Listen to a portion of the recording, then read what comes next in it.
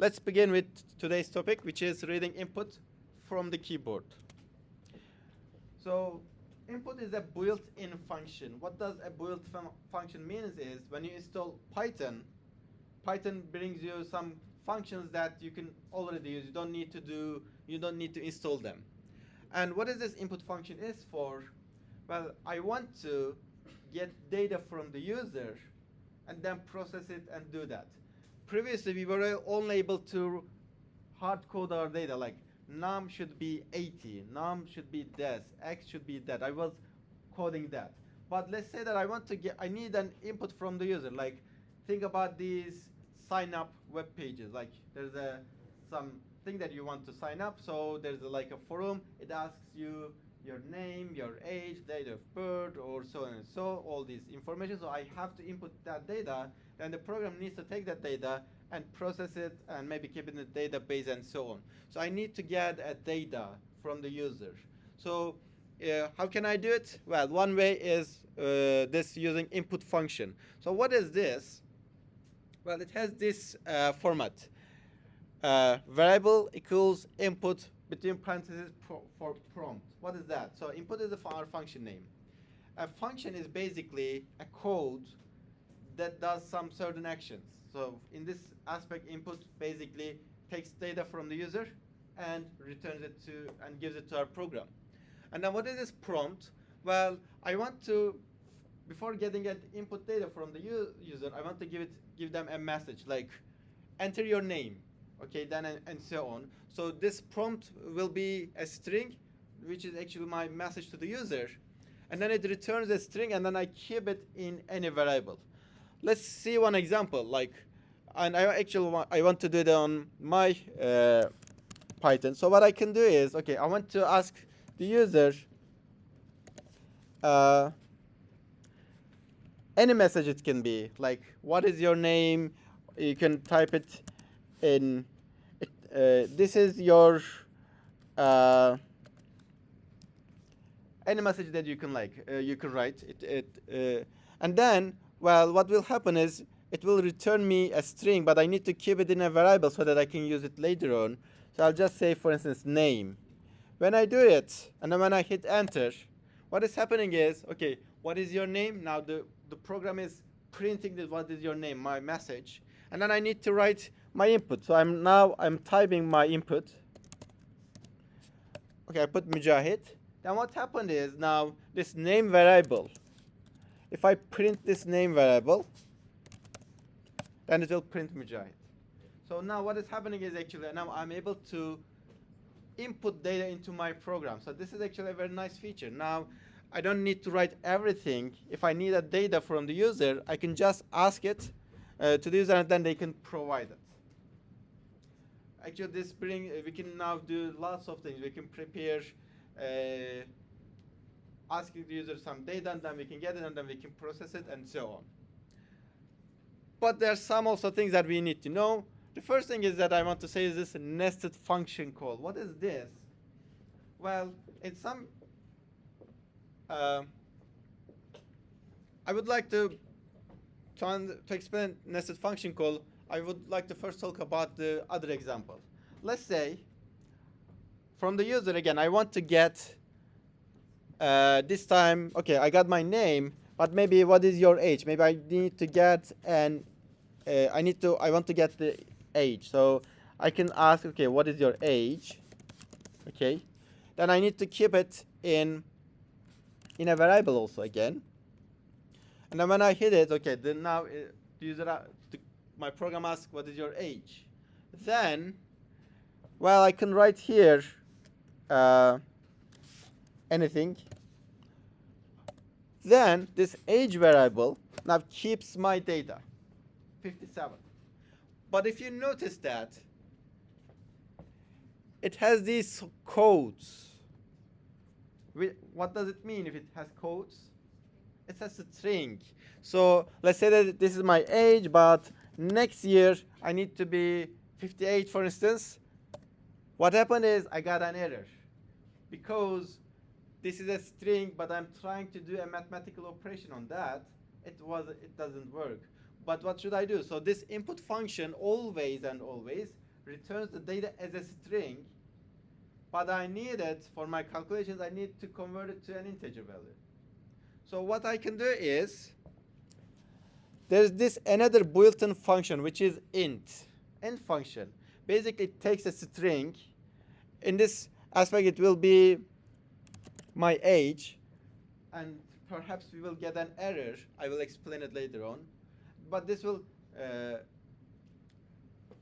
convert my data to an integer value. Okay, it just ignored this white space here. Okay, good. That's why we didn't get. All right. So now, now this value, actually I can keep it in another variable. So I just want to process it, like I can say maybe age as an integer. Okay, so I just gave a different name for my variable.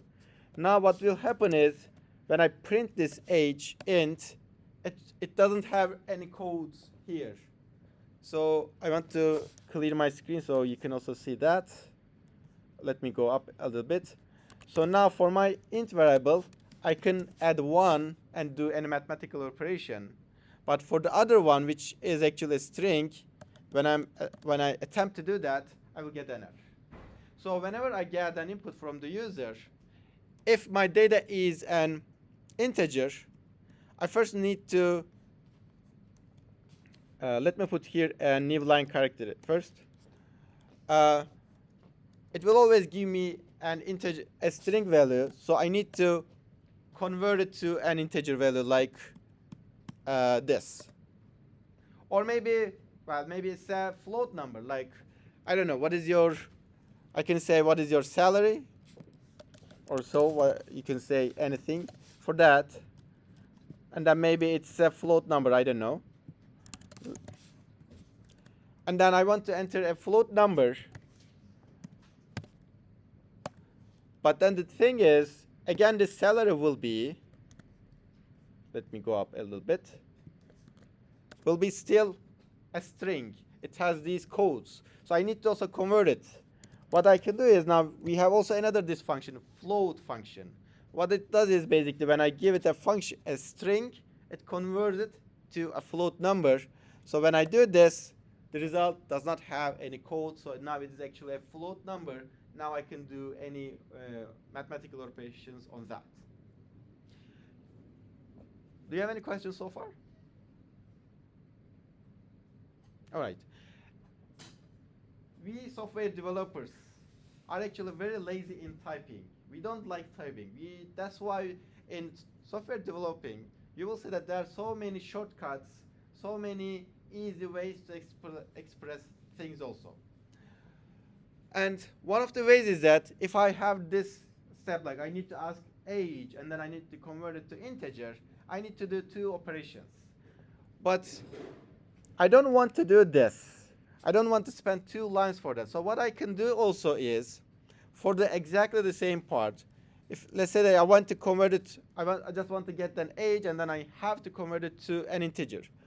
So what I will do is I will write a nested function. What is a nested function? In a nested function, basically, we use multiple functions, and the output of one of them is given as an input to the other one. So what and this is a nested function call. What is happening here is, actually, I have this int function that takes a string and converts it to integer. But for the string value, what I'm putting here is, I'm putting this input function. Why? Because input function also returns also a string. So I will take, so when I run this, what will happen is, this first input function will run, and then it will give me a string value, and then I'm putting this string value as a parameter for my int function, so it will return it so that I can keep it as an integer value. So what happened is that, so what is your age? Now when we run it, and then when I enter some number in that, then this age variable is already an integer because it doesn't have any codes. So what happened is, instead of writing 2 instructions, I just handled the same thing in 1 line. They're exactly the same in terms of functionality, but I just typed less. So this is called nested function call, and we might use it a lot, so that this is also in the following slides. Do you have any questions so far? If not, I'm moving on. Just one more example. Let's say name is equal to input, what is your name, age is integer, and then as an output, as a parameter, we say input what is your age. So we ask the age and then convert it to int. What is your income? We ask it and then we convert it to float here, and then we display here. And then here is the output of our code. So we say first, what is your name? Muhammad. What is your age? 30. What is your income? 5,000. Then our print message starts here. Here is the data you entered. Name is Muhammad, age is 30, income is 5,000.0. I have one question. I entered here 5,000, but it prints here 5,000.0. Why is that? Yes, because it's a float number now. I entered here as a string, but then when I convert it to float, now this is how we write the floats. We always put, it always prints a decimal point for that. Do you have any questions so far? All right.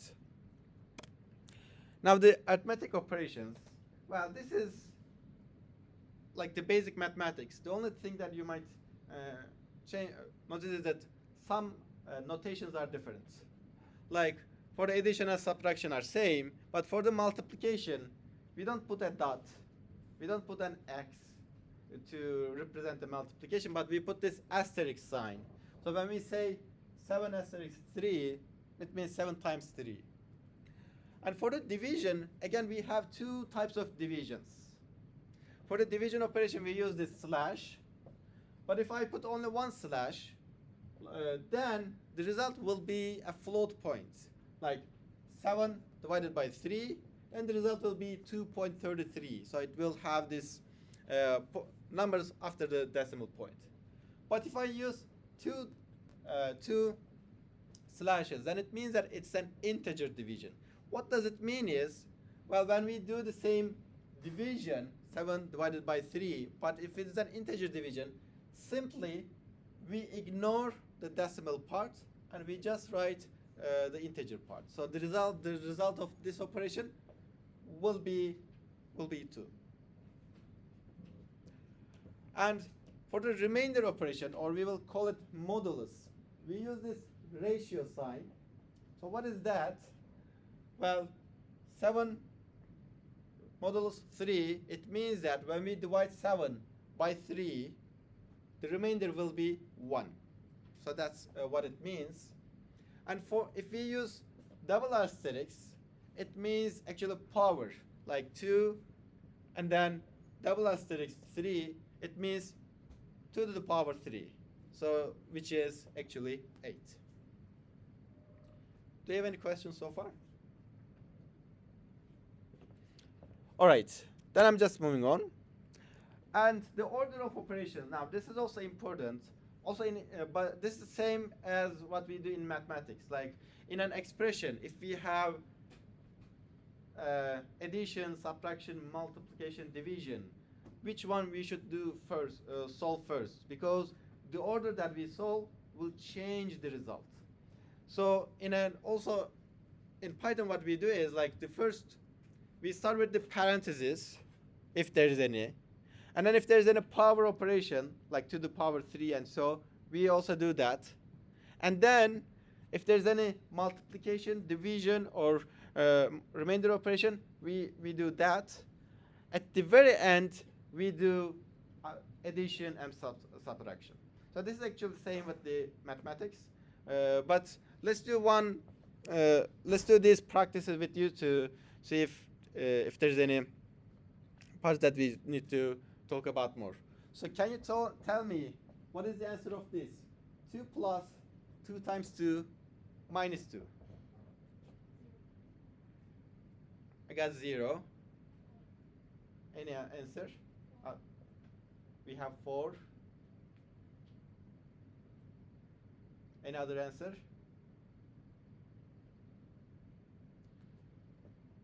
So let's do one what we do for this part is 2 plus 2 times 2 minus 2. So our priority order is, we need to first, we have multiplication, subtraction, and addition. Multiplication has a higher priority, so I should first start with that.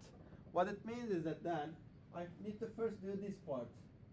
2 times 2, it will be 4. Then 2 plus 4 minus 2, so the result will be 4. So just to make it more clear, I have written this example here. So this is our question, 2 plus 2 times 2 minus 2. And now what we should do is, we need to first do this part because multiplication has a higher priority. So 2 times 2 is 4, so I will write it here. So this will be basically then 2 plus 4 minus 2, then the result will be 4. Okay? How about the other one? In parentheses, 2 plus 2 times 2 minus 2.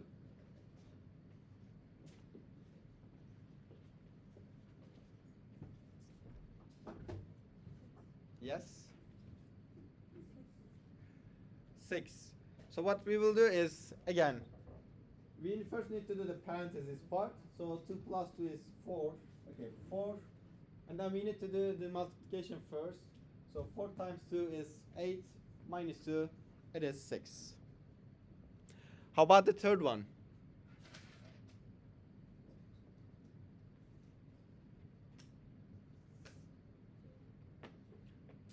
2. Any other answer?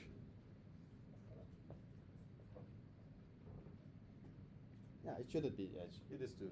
So basically, again, we have to start with the parentheses. 2 plus 2 is 0. Okay, then we need to do this multiplication. 2 times 0 is 0. Then the result will be basically 2. And how about the last one? Again, it's 0, yes. I mean, 2 plus 2 is 4. 2 minus 2 is 0. 4 times 0, 0. Do you have any question about this? Okay, then I'm just moving on. And we have seen the other part, but in mathematics we can use a division operation with this horizontal bar. But how can we write it in Python? Well, basically, I can write this part first parenthesis. So y2 minus y2 minus y1, and then for this division operation, again I will use this slash, and then for the divider part, I need to say again between parentheses x2 minus x1. So I have a limited notation for the mathematics formulations, but still I can represent all of them. Do you have any questions so far? Okay, we have 4 minutes. I think we can proceed. Okay. So an expression, basically, what can it be? When I say expression, well, it can be a value, a constant, or a literal with other words. So like 2, 5, and so on and so on. This is an expression. Or I can say that a variable is also an expression, like height, width, number, whatever the variable name it is. It's also an expression for me. And a combination of these constants and variables with those mathematical operators. I will also call them mathematical expressions, like a plus b divided by c times 4 plus 3. That's also an expression for me. And we can use these expressions actually for the value assignment, like circum f is equal to 2 times pi times radius. Or I can use it in a print function, like in an f print, for instance, f string. I can say perimeter is, and then between the curly brackets, I can also write that an expression. Like it doesn't have to be always a single variable. I can write 2 times, and then between parentheses l 1 plus w. So this is, or l plus w. So I can write an expression within a print statement, And when I'm using a function and I need to give it a parameter, I can also write still an expression within that. Like, what is this doing is, well, we didn't see this part, this is fine, but this is the square root function of the math library. So but as a parameter, we are giving it another number only, like for the square root, so we can give any number in that, but I'm giving it an expression again, L plus W. So we can use these expressions in short as a parameter to the functions in print while we are printing or while we are assigning values to the variables. And when we are doing these operations, we have to be also careful about the data types. Like in a mathematical operation, like I can have two integer values, I can have two float values, or I can have one float, one integer, or vice versa. So we have to be careful about it when we are doing these operations because it might change the value. For instance, if I have two integer values, the result will be also again an integer. If I have two float numbers, like if I do addition for two float numbers, the result will be also a float number. But if I add one integer and a float, what will be the result data type? Again, it will be a float. So this is, and this is another example that we can see. Like if we have this f value 2.6, and then we can convert it to an integer value. When I convert it, it becomes 2. We just remove this decimal part, and then I keep it in this I value. And then I convert it back to float number. What I will get is f value. But now this will be 2.0. So what happened is that when I take a float number, convert it to integer, and then convert it back to the float number, I actually lost some data. It was 2.6, but when I converted back to integer, to float number from an integer, then now it is 2.0. Why is that? Because it was 2.6. When I converted to integer, I removed the decimal part. Now the value keeps only 2. Then I converted back to float, then the value that I will have is 2.6. So these data conversions, now you might need to be more careful about it because you might lose some of your data. Like you were thinking that, okay, it should be again 2.6. No, now it will be actually 2.0.